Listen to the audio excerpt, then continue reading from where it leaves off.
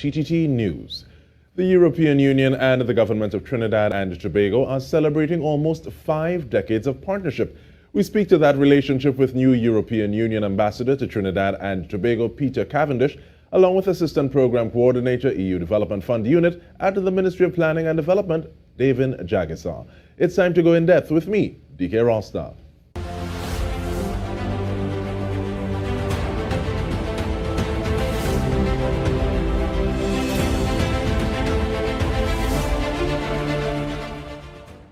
And welcome again, Ambassador Cavendish, as well as Mr. Jagessar. We want to start with you, please, Davin, in terms of giving us an idea specifically of the role of the Ministry of Planning and Development as it speaks to the EU and T&T partnership.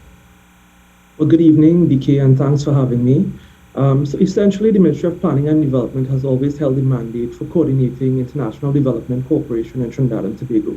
And the reason behind that is because it's our primary role to set development priorities for the country. So as a key ministry responsible for policy development, the Ministry of Planning and Development is uniquely placed to align the support that we receive from our international partners to our national goals. So the EU has therefore supported the ministry and by extension the government and the people of Trinidad and Tobago as a key partner in development for the last 45 years. All right, and with that we say welcome to the conversation, Ambassador, and welcome to Trinidad and Tobago as well. Thank you but very just to follow up on what Davin was saying, how long has the EU been partnering with the government of Trinidad and Tobago? We've been partnering and had our friendship now for 45 years. That is in fact a Ruby anniversary and something of which we're very proud. And because we are proud of this, we've mounted a virtual exposition, which your viewers may wish to look at on the EU delegation's website.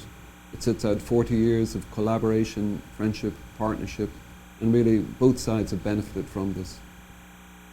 And we continue thinking about that partnership. And Davin, I want to know, how does the partnership contribute to the overall achievement of Trinidad and Tobago's national development strategy? Well, it's important to recognize, DK, that the relationship between the EU and Trinidad and Tobago has progressed significantly over the years. It has progressed from one based on initially based on development cooperation to a more comprehensive partnership that also addresses political dialogue, trade relations, and other areas of mutual interest. And one of the key principles of this partnership with the EU is that it has always supported national development based on government policy priorities. In other words, we decide as a nation our development plans, and our international development partners decide which areas of those plans that they are able to best support.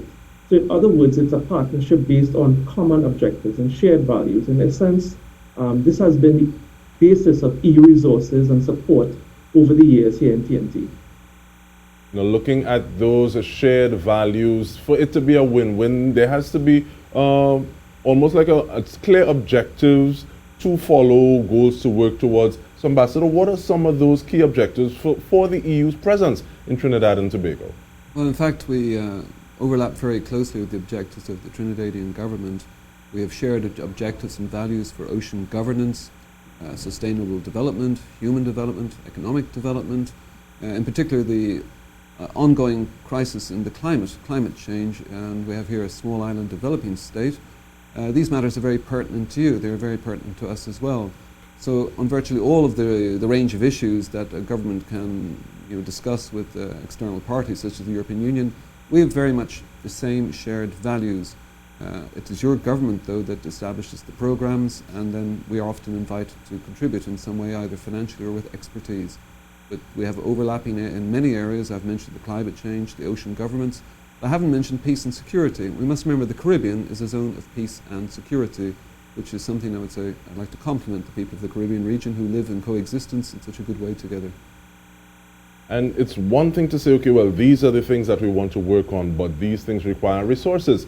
So, Davin, in terms of the last 20 years, what are some of those contributions received from the EU? And I'll also ask, what were some of the objectives or initiatives that they would have helped to fund or power? So I think if I had to put a rough estimate on it, I would say that Trinidad and Tobago would have received approximately 300 million euro, which is the equivalent of about 2.5 billion TP dollars over the last 45 years of our partnership. But if I had to focus and zone into the last 20 years, I would say it's approximately 80 million euro, which is just over half a billion TT. So it's a lot of resources that we would have received, Dike.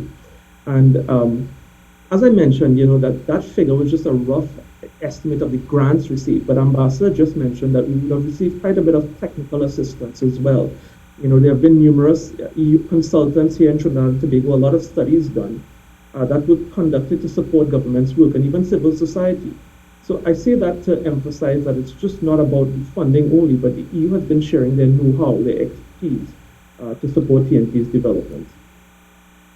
It makes me wonder sometimes, how do you decide, okay, well, we're going to start with this project, we're going to do with this program. So is there a hierarchy, or what are some of those determinants doing that? So I think, as I mentioned earlier on, it's really about government priorities, and those priorities change over time. So for example, I'll give you a few examples of some of the success we've had over the years.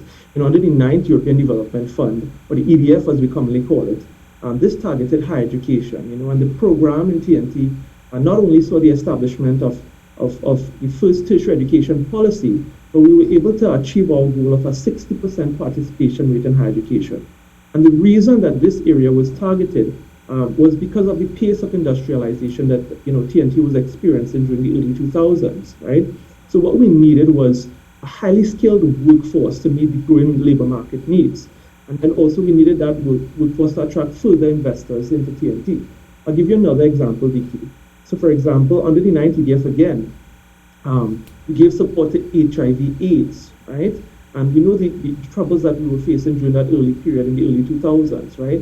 Because we only were able to achieve limited results based on trying to change human behavior alone. And we're seeing the same thing happening here with COVID-19. So what that EU program was able to do was to bring rapid testing methods, antiretroviral therapy, into the country at a larger scale than it was available previously. And when added to the public education campaigns, the intervention significantly impacted the new infection rate and the mother-to-child transmission rate. So I think we have some progress there. And if you look at the 10th EDF, which was geared towards enabling competitive business, we had achievements under this program as well via the single electronic window managed by the Ministry of Trade.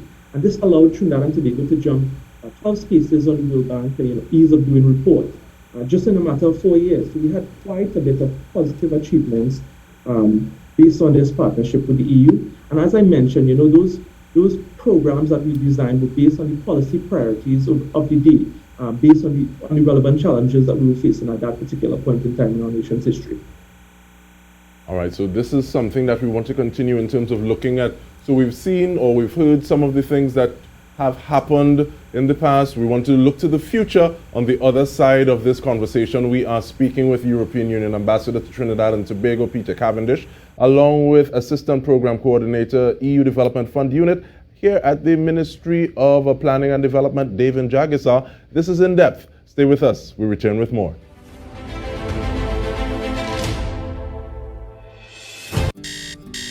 Time to get up. That's for you.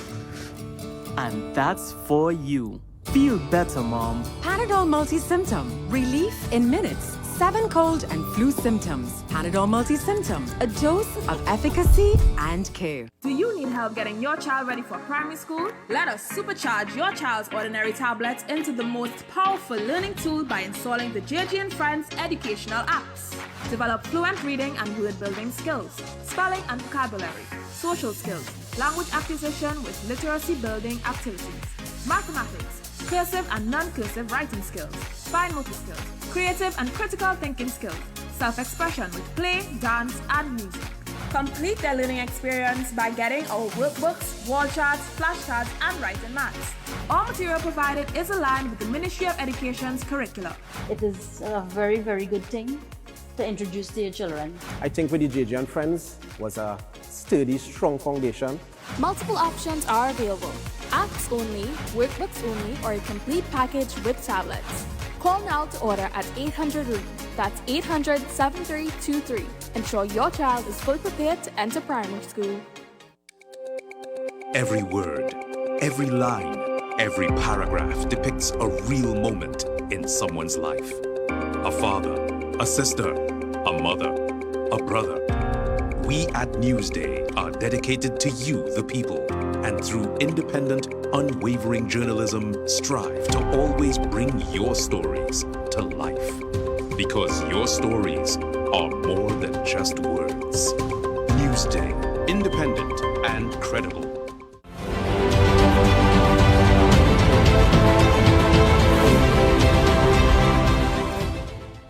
Welcome back to In Depth with me, Dike Rostant, where we are discussing the partnership between the European Union and Trinidad and Tobago with Ambassador Peter Cavendish and Mr. Davin Jagessar. And Davin, let me ask you your role specifically, please, because we see your title, but what does that mean? What are some of those things that you need to do? So I think my specific role at the ministry here is to sort of bring that alignment and that harmony between EU policy priorities and local policy priorities. So when we collaborate as a partnership, we try to look for projects, interventions, and initiatives where we both have common interests. And then I work with some of our various state agencies, civil society, to design a program of intervention that will address some of the issues that we want to target of the day. So it's really pretty much hands-on. We have to collaborate not just with our EU colleagues, but with our local agencies, whether it's civil society, even business as well, to sort of get those interventions up and running and to bring some of the benefits to the man on the street. All right, and in terms of being here since April, Ambassador, how has it been for you in terms of getting your feet wet, finding out the areas that have already been touched through this partnership, and just seeing what your role and mandate is? How has that been for you? It's been, in fact, very enjoyable. I've had very good contacts with my counterparts, very good contacts with the diplomatic colleagues here, and certainly also my local counterparts have all been extremely welcoming and helpful. The Trinidadians are naturally gregarious and outgoing people, and I find this extends across all areas in which I've had contact with them. So it's been a great pleasure to have arrived here. I feel almost responsible to apologize on behalf of COVID and everyone involved in terms of getting here during this point in time. But with that said, though, what are some of those main categories of interest that you really see you want to bear down on and have EU focus on with regard to partnering with Trinidad and Tobago's development? Well, of course, matters are at the moment dominated with COVID. I'm happy to say the European Union has, through the COVAX facility, managed to finance 100,000 COVID vaccines for this country. And of course, we have a commitment now from the European Union to make 100 million doses worldwide available in the near term. The issue will not so much be the supply of vaccines in the future, but to convince those people who need to be vaccinated to take the vaccines. But moving on from that, one of the main priorities for us, and it's actually linked to COVID because we wish to promote a recovery post-COVID. We want to have sustainable economic development multiplied, in effect. We wish to give more attention in a way to this in the future than we have in the past. I'll come back to that in a moment as to what the new element is, but we see mutually productive exchange, which is where two parties come together and both parties are better off after they have met, as the basis for wealth creation. And in the context of this country, we wish to bring in investment capital from Europe to create jobs, wealth and growth. This is a bit of a new venture for the European Union because historically it's more been the member states of the European Union that have done business to business and business to consumer contacts. What is now new is that we shall try within the framework to involve contacts between multiple business entities here in Trinidad and Tobago and European Chambers of Commerce, European Business and Employer Confederations, because we see that post-COVID an extra effort is needed and we're going to make that effort. And in terms of that effort, now, Davin, is one thing to say, okay, well, we're getting the resources, but sometimes it matters where the resources are coming from. So in terms of some of the projects, so the notable projects stemming from this partnership, what would some of those projects have been, one, and also how important is it that capacity is built as well? Because ambassadors just spoke about development, wealth, and growth. So sometimes we think of one or we don't think of the other. We don't look at it as things that we need to look at in a holistic manner. How does that factor in this situation? Well, we have a great many contacts across a great many areas with the administration here. Clearly, we have technical capacities in waste management, for example, in water management, where I mean, the Dutch and other people in Europe have great capacities to share and exchange, and we're willing to invest in water management and to give technical advice and assistance. Linked to that, we're also willing to help with disaster risk reduction. You have a lovely climate here, but you do have the risk of flooding. And the EU has actually already released funds to try, through DG ECHO, its humanitarian aid arm, to try and educate people in about 10 communes between Trinidad and Tobago as how to respond to flooding. But to go back a bit to the sustainable development area, we feel that there's many areas where we can promote better, more intense collaboration between the European Union member states and the local business people, business community and local authorities. One area of special interest to us at the moment is in fact cocoa. This country historically produced 30 to 40,000 tonnes of cocoa a year. Today it's about 3,000 tonnes.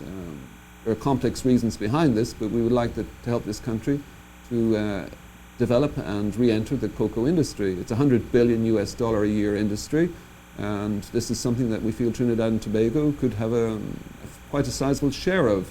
It is producing a quality product already in this country, but we feel that it's an area where, with external capital, with access to better access, improved access to markets, it's a win-win situation, both for the people who invest here and for the Trinidadians. And with that, I want to bring you in, please, Davin. How do you think about, what do you feel about some of these things? Because the ambassador just spoke about cocoa and make me think of chocolate, adding to going up the value chain, knowing that we have such fine flavor beans in terms of Criollo and Trinitario, and saying, okay, well, definitely this is something we can capitalize on. But building capacity and some of those specific projects that you want to bear down on, what would they be? So I think in terms of building that capacity, we've already received quite a bit of support from the EU, and they've continued to offer support. So I could give some examples. We've seen what happened with the issue of violence against women and so on, and we actually do have a program of support with the EU in terms of reducing those levels of violence and so on. And it's really about building the technical capacity of our law enforcement agencies and some of our civil society. The same thing applied to cocoa. They've given quite a bit of support, and they're also targeting very specific areas and challenges that we have within our cocoa industry. So as Ambassador mentioned, we have the quality and the grade, but we also played with issues of cadmium and so on. So they've really jumped all in to bring knowledge and expertise, as I said earlier on, that they have through their consultants and their business linkages to target those particular sectors and so on. So we've received quite a bit of support so far. And of course, if you develop the cocoa industry, it's a cash crop. It allows for people to become involved. The role of women in cocoa can also be promoted, helping women to be financially a bit more independent. So it's a win-win both for the country for exports and in terms of human development. If you can get more people involved in a career in cocoa, men and women, economically empowering women is also a good thing. And you spoke about development again, Ambassador, and that takes me back to your opening salvo when you spoke about the virtual exposition. So I'll just ask you to expand on that a little bit and remind us how we can engage with that exposition, please. Well, the exposition sets out a progression in the relationship. I mean, historically, we used to talk about economic diversification, and we still refer to that. But now your government has a policy for innovation, and we have an Innovation Challenge Fund. So what is the difference between diversification and innovation? Well, diversification was perhaps trying to compete by entering market segments pretty much as the other guy, the other businessman did things. Innovation is trying to do something in a new way to give yourself a competitive advantage. For example, in this country, we are talking to a company where they're seeking to use solar energy to dry cocoa beans. At present, cocoa beans are normally dried using diesel. If you introduce solar energy, it's obviously reducing the carbon footprint, but it also ends up at a better product, a better tasting cocoa bean at the end of the process. So that is an example of innovation where introducing clean energy will improve the quality of the product, and basically it's a win-win because at the end of the day the producer is going to get a higher margin for his better quality product.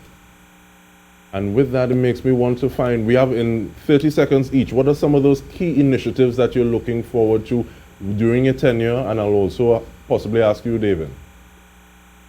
Well, I think the innovation is the way forward. I think it's the way in which you have a highly educated population in this country. You have free secondary education now for nearly 30 years. We can talk at length, but really the human capital in any country is what really determines the wealth of the country. And in this country, we hope to combine with your human capital the expertises that Europe has with a larger population, with a different history. We hope that we can have a synergy, cross-fertilization, finding out the excellent local future products in this country and bringing in outside capital and expertise where relevant. Of course, Trinidadians also have capital and expertise, and this is a mutually productive relationship that we're looking for, where both sides can bring something to the table and both sides are better off afterwards. All right, and Davin, the final 30 seconds are yours, sir. So I would just say that, Ambassador already mentioned the innovation program, and that's really key agenda item for us here at the Ministry of Planning. We know that it's really one of the major ways that we can achieve that diversification that we've always been talking about as a country. And I would take the opportunity to mention our partners as well in that, in addition to the EU, the IDB and the PRIRI, who are our local agency that will be helping us with that. But one of the other key pipeline initiatives I want to mention that's going to benefit the man on the street is an environment program that we have, where we're going to see a solar farm at the Piaco Airport, and that program will be launched shortly, so we'll be hearing a lot more about that, as well as 12 roof-mounted solar installations across PNP.